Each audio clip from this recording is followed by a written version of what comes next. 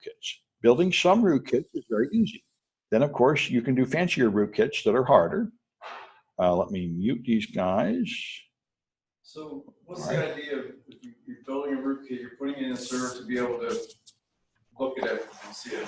Yeah, the point of a rootkit is to maintain control of a server. When you originally hack into a server with something like Metasploit, you get a shell, then you might privilege escalate and get a root shell. And you have total control of the machine right now. But tomorrow, you don't have total control because by then people log out and restart the machine. So to maintain permanent ownership of the machine, you put on a rootkit, which will now restart every time the machine restarts and be really hard to find so that it won't get cleaned up by antivirus or anything, and will live at the heart of the operating system. So now you can hide files on it and network connections, and it won't appear in any of the logs or anything. How's that? Does it have to be put on by that computer, or can you send it over the network? You send it over the network. Once you have root access, you can install a rootkit. It'll install like any other software, but it's really like a driver. It's a kernel extension. There are user land rootkits that are not as powerful, and there are kernel mode rootkits, which are the most powerful. And we cover them in the malware analysis class and a little bit in the exploit development class. The simple rootkits are really not that hard at all. And the early generation of security software like Zone Alarm, Firewall, used the same techniques. All you do is change a few numbers in the kernel. When you use a kernel routine, like if you want to print something, your Microsoft Word sends a command to the kernel saying, please send this to the printer. The kernel says, okay, I'll get the printer driver and tell the printer driver to go print it. All you do, it goes to a lookup table. It goes to a table which leads to the print routines. You don't call the print routine directly because Microsoft might want to update the operating system and move the print routine because it gets too big to fit where it is. And they have no way to tell your software that they moved it, so they have a lookup table. They'll move the print routine over here, and they'll change the number in the lookup table, so when your software tries to print, it'll go to the new location. So all you have to do is change that number to point to your software. And now every time it tries to print, it will run through your software and then print. And so you. How is it invisible? It is not obvious because until there's generally nothing scanning that table for funny entries. Now, I think modern antivirus is getting smarter about it, but there are more and more sneaky ways to hide it. But that's the simplest way. That is a simple SSDT hooking is what's that called. The table is called the service set descriptor table, and changing those values is the simplest kind of rootkit, where now certain system routines, like the routine that finds direct files on the disk with the directory command, is now rootkitted. So it will now hide certain files. So it goes to your routine, which says if there are certain files, don't tell him, and otherwise just do the normal thing. So your antivirus will run, but it will never see a certain folder. And people will run and they won't see certain folders, they won't see certain network connections, so your machine is doing something, but you can't tell. So for a black hat, that's the golden ticket. Yeah, once you do that, you own the machine. That's what they mean when they say it's owned, and then they sell them and trade them. You can go to the Black Hat forums and you say, I'll trade you 100 machines inside a Microsoft American corporation for 50 inside the Russian government or something, and they trade them back and forth. Yeah, and they sell them, and they rent them. And they'll even give you free trial periods of these machines to verify that they're really inside a company like HP. And then you know it's worth paying to buy a bunch of them and use them. I went to gmer.com, checked if I had rootkits. Yeah. And one of my old computers, I don't know if it did or not. There are some rootkit scanners like GMER. They're typically not very effective, and they also suffer from false positives. I know stopping rootkits is very difficult, and detecting them and cleaning them is very difficult. That's why hackers love them. What the recommendation from professional companies is, if an attacker ever got root on your server, do not attempt to clean it, just restore it from a known good backup. Don't waste your time, because you will never know you really got it all. All you'll know is you found some stuff and removed it. You'll never know what you didn't find. You can't trust it until you restore it from a known good backup. But if the attacker is really not messing around, like the government of China, they have thought of this, and they install like 10 different kinds of malware on your machine, and a lot of it sleeps for up to 3 years before waking up. So it's in your backups too. You were talking in a different class that Microsoft has something that was going to go off in a year or somebody year and a half from China. Yes, a 0 day or something. Up to 3 years. Yeah. And that's very hard to find. And you probably think it's clean, and you make your backup, and it's in your backups. It's very difficult.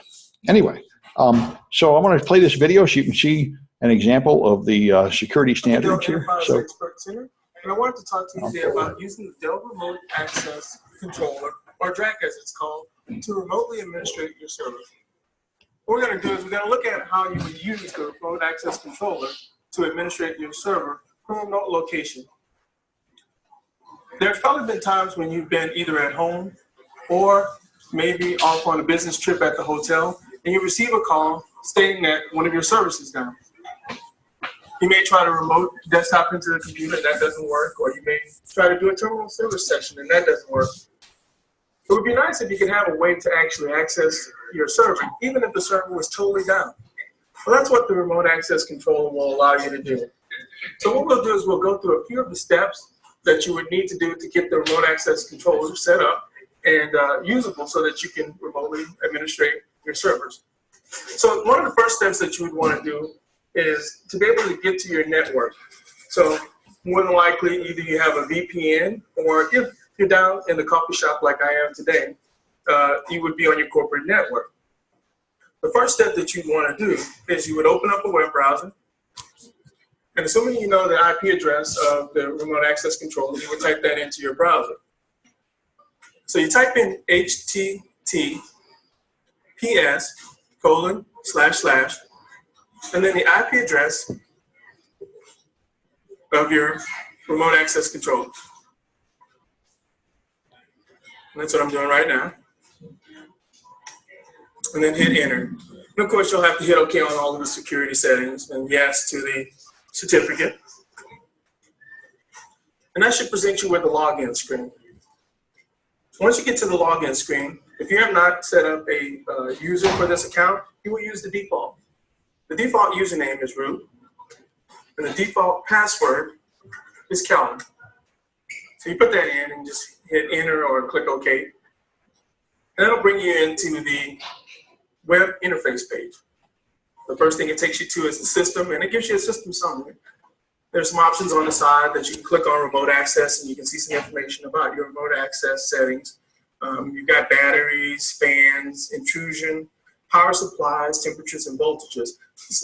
Valuable information, so you can see kind of the status of the server at that current time. It's on the left-hand side. Across the top, you will have some tabs. You start off on the Properties tab. That's the one we just described. You'll have a Power Management tab, and the Power Management tab allows you to do things such as turn on the server, turn off the server, reset the server. All right, so you get the idea. It's just amazing to me that Dell put out this video. It's supposed to be forward slashes instead of backslashes. Terminal service and RDP are the same thing. There's no such word as administrate. It is just amazing, and yet this is the official Dell promotional video. This is a real product, DRAC. There's a Metasploit modules to take over DRAC. It's vulnerable. And I just read this week, a special company in San Francisco, every computer you buy has a remote management console like this running in the firmware. There's a chip on the motherboard listening on a TCP port that lets you control it. It's intended for if you use it as a server in a server farm and you want to control them all, but it's in every PC. And there's a San Francisco company that will actually sell you a computer without that chip in it, which is not normally sold anywhere. So it's, anyway, these remote management things serve a purpose, but as you can see, they were designed by people who just have no clue about security and weren't thinking about security. They were just thinking about controlling the device when you have to. And so he casually talks about clicking through the certificate warning because the HTTPS is self-signed and you can't trust it. It's just amazing, and publishes the name and password, which of course people won't bother changing. And these things are just often wide open doors, and that's true of an awful lot of things. Anyway, so that's the kind of thinking that goes into most Internet of Things devices. They're trying to make it work at all, and they're trying to make it reliable and cheap, and security is just some irritation that they swat away like a mosquito. Put on a default password and say they've done security. So here, you use Chodan. I found 81 of these connected directly to the Internet a few years ago. Most of them probably have that default password. I didn't try it. Yeah. So some things that I have to add. So Dell is, aware of those security things, and every other month they give the security patches for DRAC. Nowadays it's iDRAC. Yeah, that's right. Yeah, so they probably upgraded. And yeah. Then also I think the hacker cannot do a lot. So they can restart the server, but they cannot access the data. That's right. The DRAC doesn't let you steal the data. It just lets you mess with the power on the server. So it lets you have DDoS attacks. Okay. And yeah, you're right. That's a good point. But the other devices typically have a lot more vulnerabilities than this. Yeah, that's right. You're right. That's a good point. It's not going to Dell because HP has ILO and any other Oh yes, I certainly don't want to say Dell is worse than the others. This is industry-wide problem, and people are just waking up to it. Yeah, that's good. So here's the guy talking about all these other SCADA systems, talking about how many of them are connected. There's one I heard a lot about that airplanes in flight are listening on a telnet port, and you can connect to it and control the airplane. I heard that, but I never saw any proof of that. I don't know if that's true. That's like the guy that said he sat at his seat and found a USB port under his seat, and he was able to affect the flight of the plane by sending signals through that port. But that, I think, was also not independently verified. But there is a bug bounty on at least one model of airplane now. They have an ability for you to download some of the software and play with it. So they're beginning to admit that they have vulnerabilities, and they do not have a perfect segregation from the entertainment system and the flight control system. And they are beginning to have hackers test that stuff, because none of that is typically considered until you have a problem. So the Department of Homeland Security came out in 2011 as the industry became aware of this, and they sprang into action to say that SCADA problems are not a security, they're not a bug, they are a design issue, and therefore outside the purview of DHS, so DHS will do nothing about it. So that was their jumping into action about it.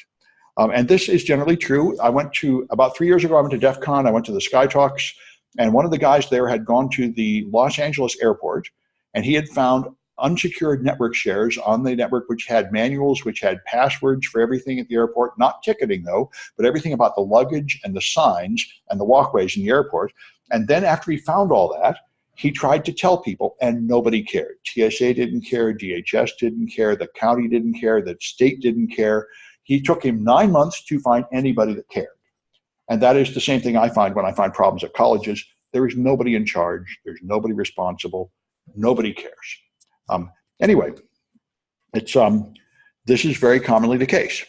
So cell phones, of course, smartphones and PDAs, everyone's putting their whole life on these things. And as you can tell from all the celebrities, they're getting hacked right and left. They're stealing the private naked pictures of celebrities frequently, either off the phone or off the iCloud.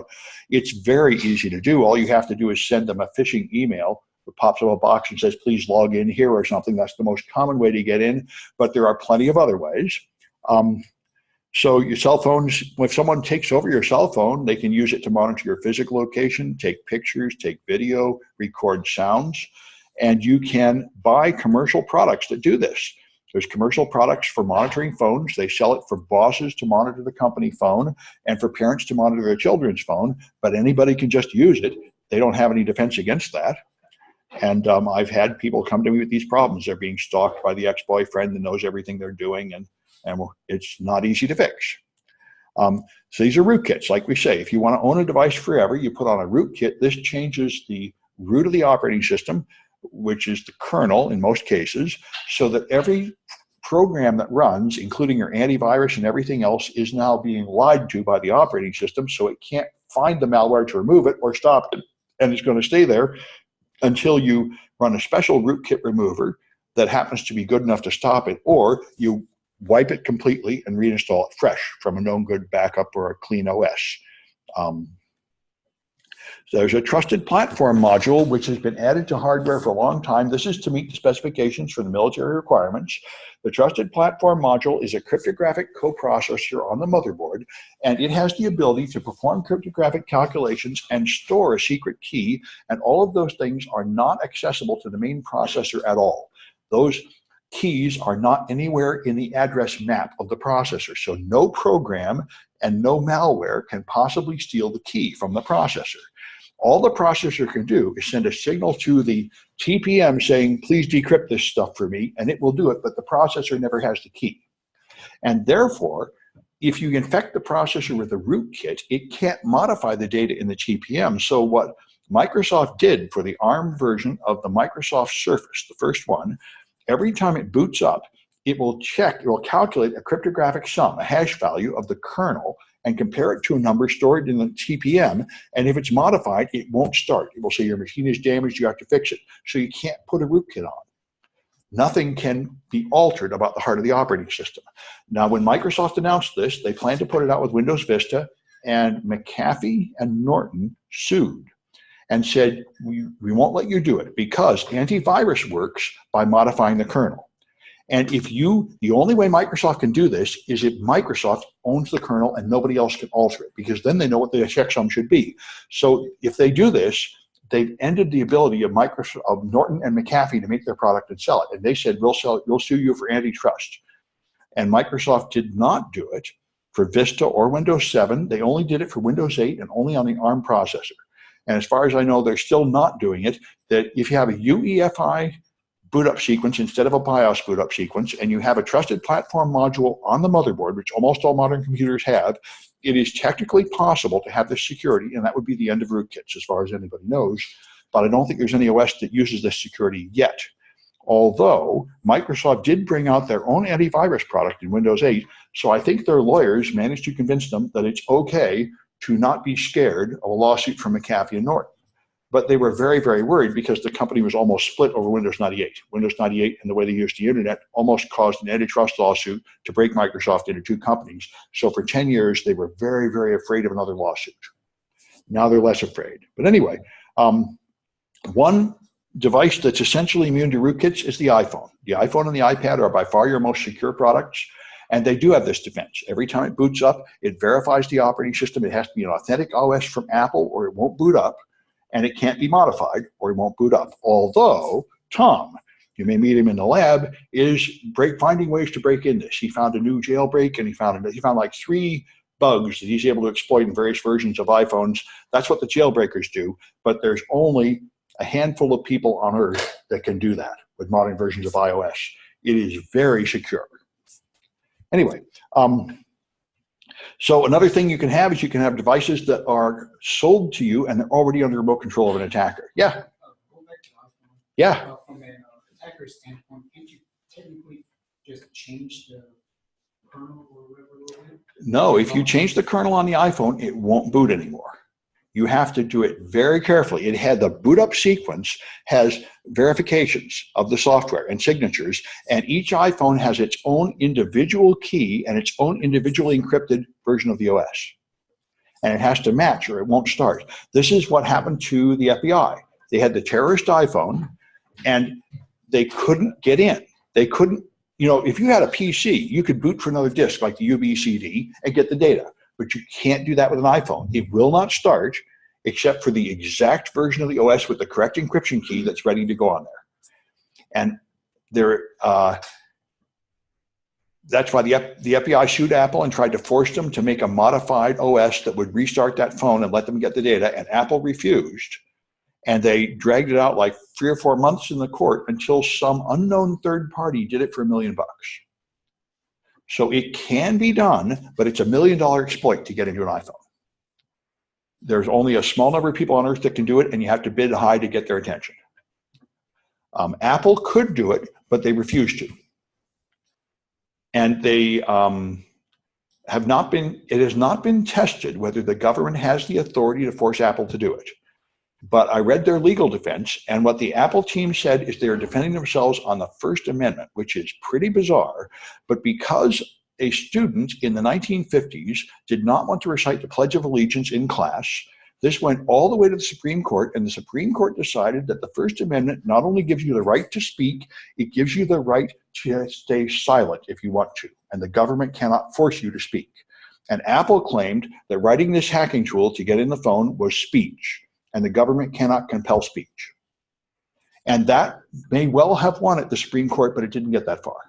But one of these days it will, and we'll have a precedent. But that's where it stands right now. And what the government is trying to do is use means short of the law to pressure people into it with all these public statements and stuff saying, come on, guys, why don't you have some way to give us the stuff when we come with the search warrant? And they're threatening more and more that they will pass some kind of law forcing tech companies to hand over stuff because they did that to the phone network.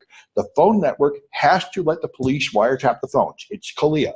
You are not allowed to build a phone network that does not have a wiretap capability. You must, when they come with a court order, let the cops wiretap the calls. And they were trying to put that for the internet, but it hasn't happened yet in America. But every year they try. And if we had something like a major terrorist incident, they would probably be the political will to pass that law. But right now, you can make, like Skype used to be before Microsoft bought it, you can make an encrypted end-to-end product like Signal on the internet where nobody can get in and the cops can come with a search warrant and torture you and everything. You really can't get in. There are products like that right now in America. And a lot of law enforcement people think those are irresponsible and shouldn't exist, but they do exist. And the iPhone is one of them. Even Apple can't get in for the moment. Anyway, so if you buy a device that's under remote control at the factory, this has happened several times, either through mistaken backdoors left in, like that D-Link device, or through people who had malware on the production machines where they wrote the software. Or malware was injected somewhere in the chain. So you buy a device, it's already got a rootkit on it, it's already subject to remote control. Then there was the Sony rootkit. Sony didn't want you copying music, so when you played a CD on a Windows machine, it would install a rootkit on the machine because it has to mark which machine this music will play on and not play anywhere else. And they used the rootkit technology to do it. And this turned out to open your machine to being attacked by hackers, and there was a huge class action lawsuit from that. Anyway, LoJack for laptops is another one. You want to have Find My iPhone. You want to have something running on the phone that with an appropriate password can tell you where it is and let you turn it off or remote wipe it. So that has to be essentially rootkit. That has to be impossible for the attacker to find and remove. And there are third-party products you install that are also the same. They install in some way that's very hard to take them off. There's a need for these things, but they're all messing with the heart of the system. And if you make any mistakes in any of these things, you open up a door for bad guys to get in. So here's the PreOS environment with the UEFI, Universal Extensible Firmware Interface, I think, which is what uses the TPM to make it impossible to put a rootkit on the ARM version of Windows 8. But it doesn't protect Intel-based processors. I don't think anybody's implemented it yet except Apple on the iPhone and the iPad. But it is technically possible to do this for any OS. The Linux community got very mad about this because that means you can't put Linux on it because it's not signed by Microsoft. You can only put on official stuff signed by them, but most people don't want to put Linux on. They want to use the OS they bought it with and they want it to not get infected. So the Linux people don't get a lot of sympathy from the corporate America and most consumers. Anyway, so if you want to protect your embedded OSs, the first thing you have to do is find out how many of them you have, how many of your devices are actually running software, and then limit who can get at them, turn on transport encryption, use HTTPS if possible, use VPNs where you can't, install whatever patches exist, but be aware, if your devices cannot be patched up to a reasonably secure state, which is very likely, then you have to protect them with external devices. You put them on a network segment that is not open to the world, and you make people go through some kind of VPN concentrator to get there, so they have to prove they're authorized before they can reach that network, because once they're on that network, the device is vulnerable. And this is what most people have to do because they have expensive devices they can't replace, they can't be patched, and you have to put the security as an extra piece of hardware outside the device. That can be reasonably secure. I know that's what they do at NASA. One of my friends ran the security at NASA, and he said they had these devices that were specialized things and were vulnerable, and he just put them behind VPNs. So nobody could get there except the authorized people, and that is an acceptable answer. This is what you have to do when you achieve PCI compliance at a company. They have these rules, and often the rules are difficult or impossible to implement directly, so you create the security you need by adding extra security products on the outside, which filter the traffic going in, which accomplish the goal.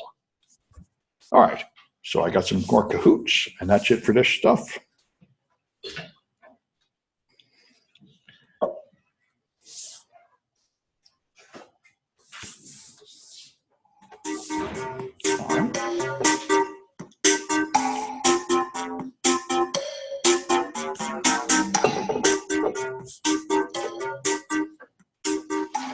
Just turned too loud for the Del Drac video.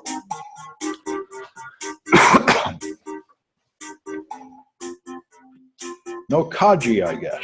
Looks like Kaji ain't getting his points. Such is life.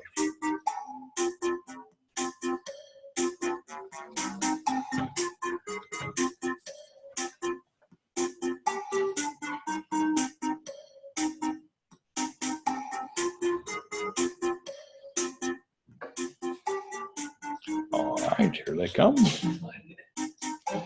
Captain Planet, that's superhero, right? Is that the ecological superhero? Yeah. Well, all right, I'll wait another 10 seconds.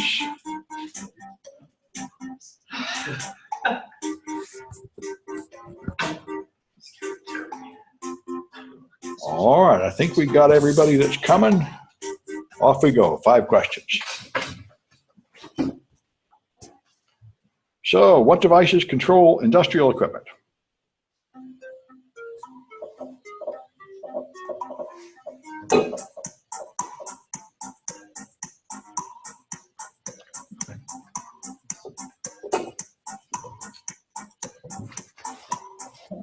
All right, those are SCADA devices.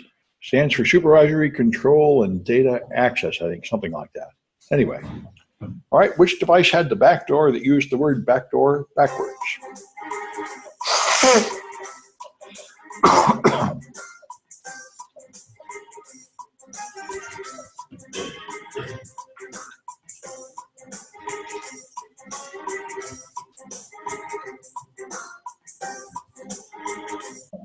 All right, that was the D-Links. All right. What was the U.S. attack on Iran?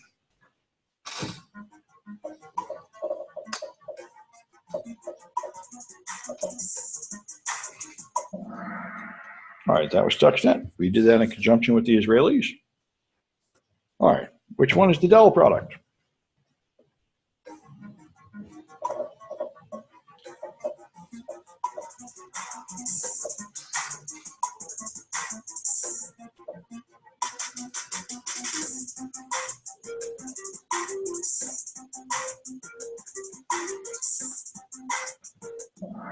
All right, that's the DRAC.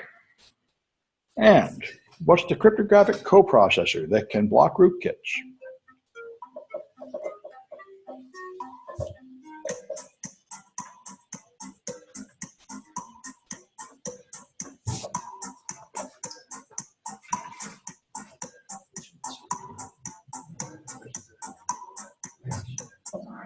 As the TPM, the Trusted Platform Module, because it creates what the military calls a trusted platform. So they're all different. Blunder, I know who that is. Chadbourne, I think that's actually a person's name, so that should be all right. And Embed Head, that's not really the name, so who's Embed Head? Maybe this chat will tell me. Embed Head, okay, good, I know who you are. Okay, good. So I think I've identified all these people. I'll go to the lab after I clean up here and help anybody who wants to work here. And I guess I'll see you next week. This class will happen. Oh, the password, oh yeah, sure. Let me just,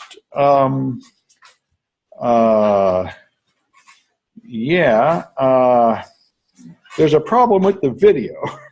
As long as Zoom is running, it's recording everything. I tell you what, David, I'm going to stop Zoom and reconnect, and then I'll answer that question. So reconnect in 1 minute. So I can't answer that question